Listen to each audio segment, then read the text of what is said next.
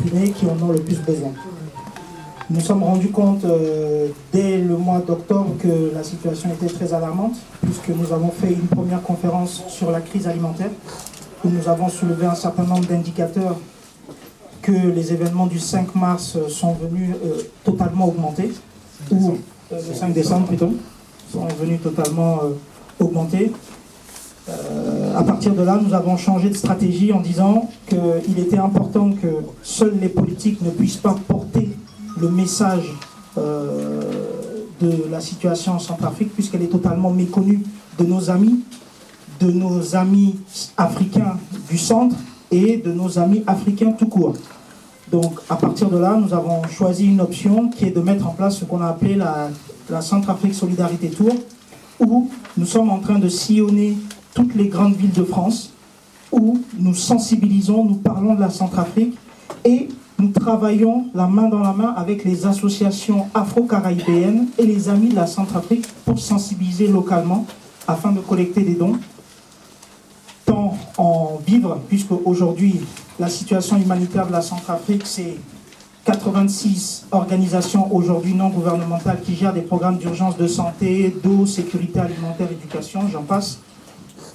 Mais aujourd'hui, on s'est bien rendu compte qu'en étant sur le terrain, que le volet santé et alimentaire sont les plus prioritaires et qui sont totalement passés à la trappe. En gros, aujourd'hui, même avec les 86 ONG qui demandent encore 551 millions d'euros pour pouvoir couvrir l'ensemble des besoins, on n'y arrive toujours pas. On n'y arrive toujours pas pour les simples bonnes raisons qu'il y a des pathologies qui ne sont pas traitées, il y a des enfants qui ne sont pas suivis, il y a les camps déplacés où il y a quand même, je ne saurais pas comment le dire, mais il y a quand même pour certains une obligation que ce camp-là continue d'exister. Donc il y en a qui sont pour et il y en a qui sont contre. Sauf que la majorité de ceux qui sont contre, aujourd'hui, elle est tellement infime, compte tenu de plusieurs critères. Le premier critère, c'est la pauvreté. Elle a triplé en Centrafrique. Les gens ne mangent pas tous les jours, ça il faudrait le savoir. Même ceux qui sont dans les camps déplacés aujourd'hui, ils reçoivent de l'alimentaire 2 voire 3 fois par semaine et après ils doivent se débrouiller. C'est un mal pour un bien, c'est un mal parce qu'il faudrait bien qu'on se relève, il faudrait bien qu'on pousse ces personnes qui sont dans les camps déplacés à rentrer chez eux et qu'on se remette véritablement au travail. Sauf que le discours n'est jamais le même et lorsqu'on a un semblant d'accalmie, on a des leviers perturbateurs qui arrivent toujours et qui essayent encore de semer la zizanie, qui poussent ces personnes en fait à repartir dans les camps. Donc la situation est un peu celle-ci. L'autre volet aujourd'hui qui est très important, qui est complètement ignoré un peu, c'est la partie agricole, c'est-à-dire la partie agriculture. Nous avons déjà loupé 2 calendriers agricoles. Bon. En plus de ça, on ajoute toute la population Peul qui est partie, qui a été stipulée par l'intervenant tout à l'heure.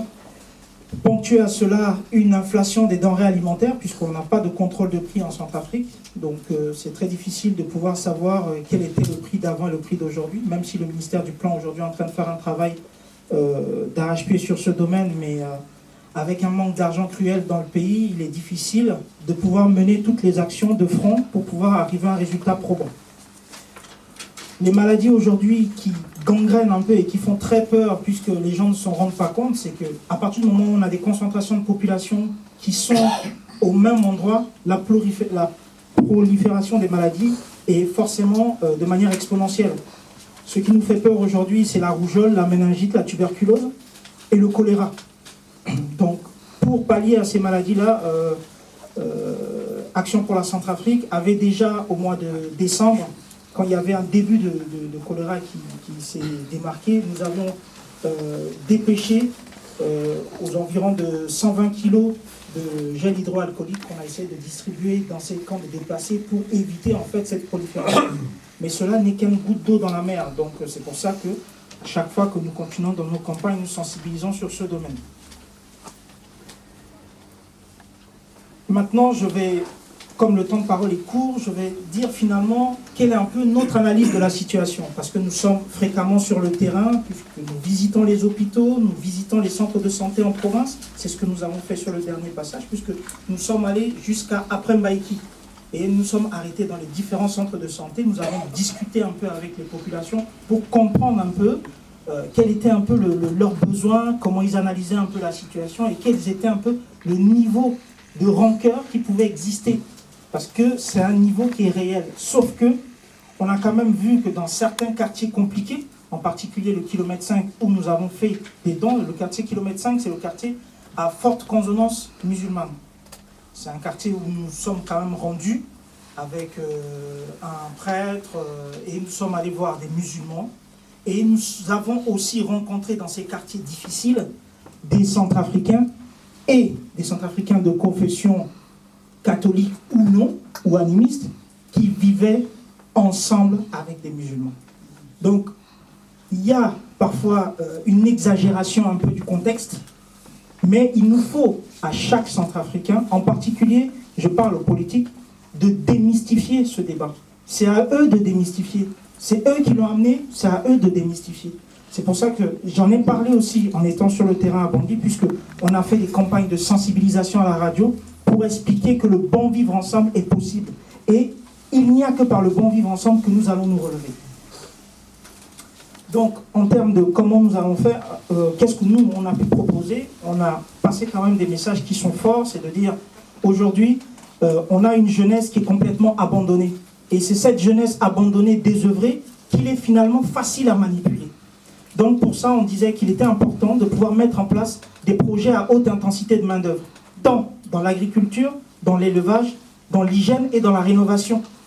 Parce que pour nous, ce sont ces projets-là qui vont faire en sorte que les gens vont se lever chaque matin et qui vont pouvoir gagner leur pain à la sueur de leur front. Donc à partir de ce moment-là, ils vont progressivement se désintéresser du conflit et de ce qui les a amenés à se cantonner. Le deuxième point qui est pour nous fondamental et qui risque de devenir une catastrophe humanitaire grave, c'est le camp de déplacés, en particulier celui de l'aéroport. C'est celui qui fait le plus peur puisqu'il y a beaucoup de personnes qui sont concentrées là et on n'est pas à l'abri. On n'est pas à l'abri d'un avion, quelque chose qui tombe, et là, ça sera encore beaucoup plus grave que ce que nous avons connu. La véritable question est de savoir, est-ce que finalement, les forces en présence ont-ils bien réfléchi à cette situation de cantonnement, en plus sur un point stratégique? Donc ça, on a mis le point là-dessus et on a poussé les actions qui étaient nécessaires sur le sujet. Le deuxième volet pour nous, qui est aujourd'hui complètement occulté, c'est la coordination et le pilotage des actions des ONG qui sont en Centrafrique avec les institutions de l'État. De ce que, en tout cas, nous avons remarqué sur le terrain, il n'y a pas assez de synergie entre les deux.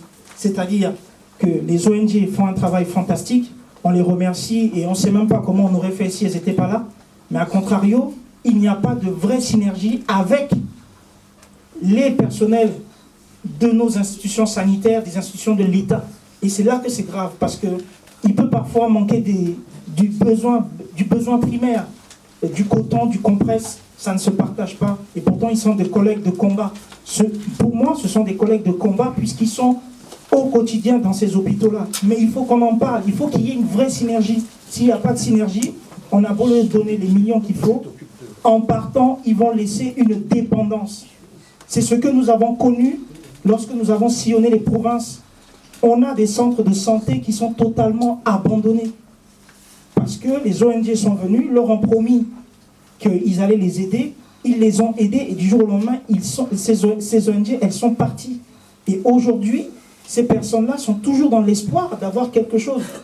Bien qu'ils ne sont pas payés par l'ossature de l'État, ces personnes continuent de venir, ils ont une volonté acharnée de pouvoir faire quelque chose. Donc ça, c'est un message qui est important à savoir. Il nous faut une synergie entre les organisations non gouvernementales et les institutions de l'État. L'autre volet qui est important aussi, c'est, et ça, je pense qu'on est capable de le faire ensemble, c'est-à-dire tous les Centrafricains réunis et les amis de la Centrafrique, de doter nos centres de santé et hôpitaux des besoins de première nécessité. Et c'est l'un des leviers, en fait, que les gens ont totalement négligé ou occulté, en disant, mais quels sont finalement les besoins de première nécessité dont nous avons besoin pour pouvoir finalement résoudre ce souci que nous avons actuellement. Si nous n'arrivons pas à combler les besoins de première nécessité, nous pouvons soigner aujourd'hui. Mais demain, quand ces ONG vont partir, on va revenir dans une catastrophe humanitaire, puisque le système de santé sera totalement bafoué et ne pas être considéré comme tel.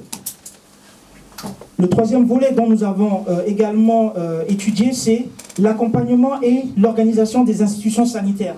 Nous nous sommes rendus compte que finalement, cette situation de dépendance, elle vient de quoi? Et cette situation de dépendance vient du fait que nos institutions sanitaires ne savent pas encore s'autogérer. C'est-à-dire qu'elles ne sont pas autonomes, elles ne sont pas capables de suivre leur stock, elles ne sont pas capables de réapprovisionner leur stock, elles ne sont pas capables de gérer leur personnel. Il y a un gros travail à faire sur autogestion financière, gestion des ressources humaines et informatisation. Parce qu'on s'est rendu compte qu'aujourd'hui, ce volet informatisation est traité par les ONG, mais pas forcément rattaché à un institut étatique qui est capable de suivre l'ensemble de ces pathologies, même s'il y a des réunions de clusters santé en Centrafrique tous les mardis.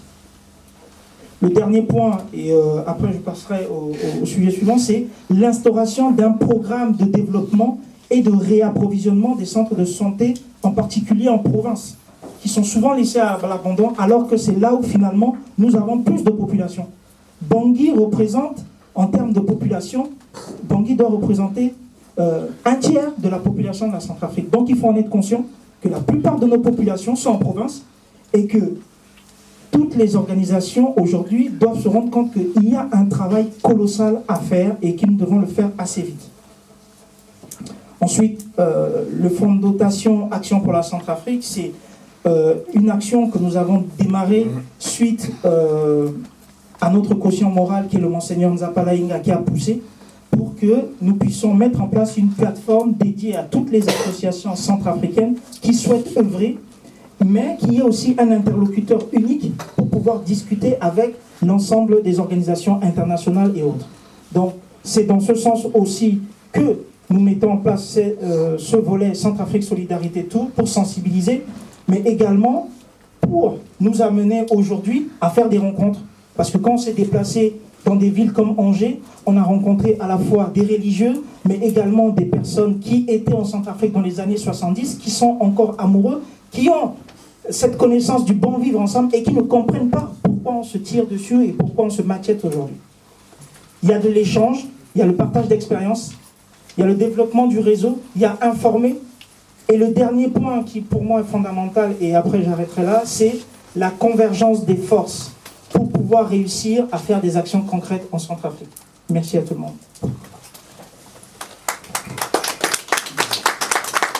Merci beaucoup. Vous avez